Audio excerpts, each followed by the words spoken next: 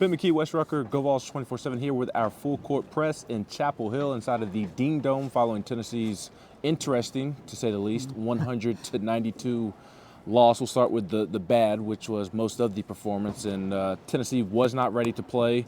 It was a fiery Rick Barnes press conference, as you would expect. He was not at all happy with the team and how they were ready to play. He blamed himself, obviously. He said Huber Davis obviously did a better job of preparing his team to play, but the players did not follow the scouting report. The mindset was not what it needed to be, and that led to just simply an atrocious defensive performance in the first half. Yeah, Ben, I'd have to go back and think, but off the top of my head, I cannot remember a worse defensive performance by Tennessee and Rick Barnes there. There was a game a couple years ago at Rupp that maybe Kentucky actually scored more than UNC did in this building tonight, but the amount of open shots in this game was just miles beyond unacceptable. And UNC hit the shots, right, and also had 32 of 36 or whatever it was from the free throw line, which is phenomenal. So you have to credit the opponent. The opponent came out and played really well, but you saw in the second half what sort of basketball game that should have been.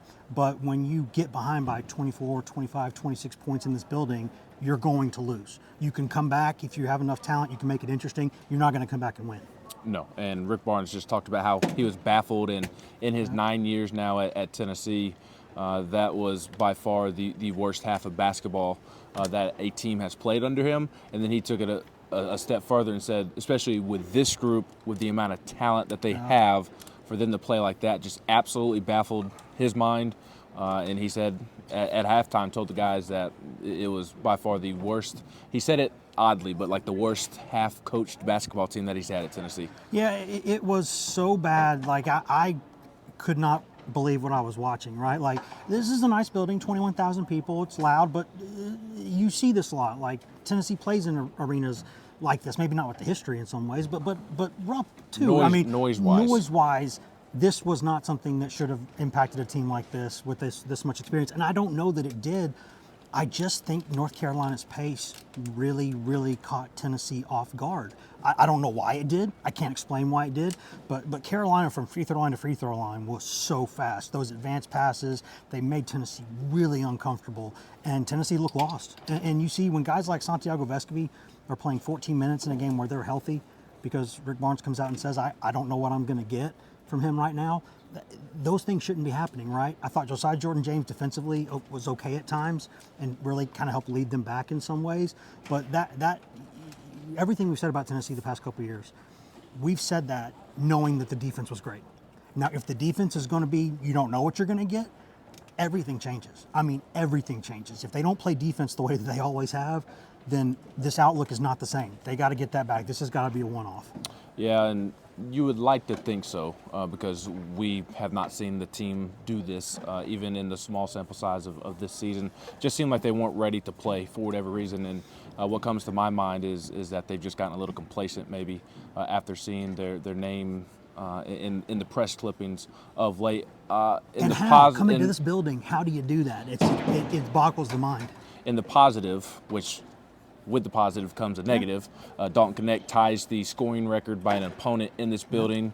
37 points, was terrific in the second half, but goes down what didn't look like a good ankle injury. Maybe it's not as bad as it looks, but we'll see what comes of that. That's obviously not a great development for a Tennessee team that's already banged up. No, I mean, think of how many people have played in this building over the years, how many great players have come through this league, played non-conference games against UNC in this building. To have tied a record and know that if you don't step on someone's foot, you're breaking that record, that's got to be a sad feeling for him. But more importantly for him and for the team right now, how's his ankle, right? I mean, there's maybe different views on it. I saw him walking to the bus without anything on, which is at least something.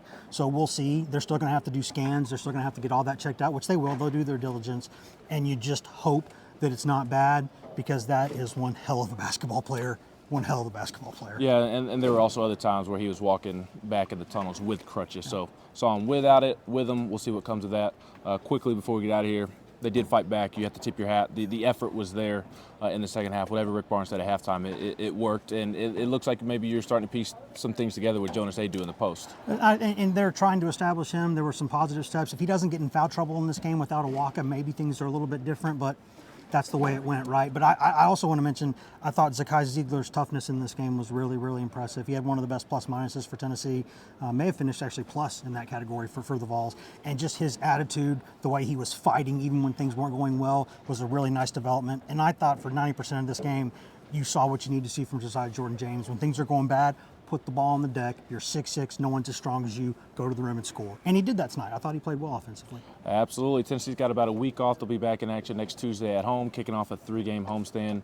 And in the meantime, Wes Rucker and Ben McKee, myself, will have plenty of coverage of Tennessee's loss to North Carolina in Chapel Hill up on the site at GoVols247.com.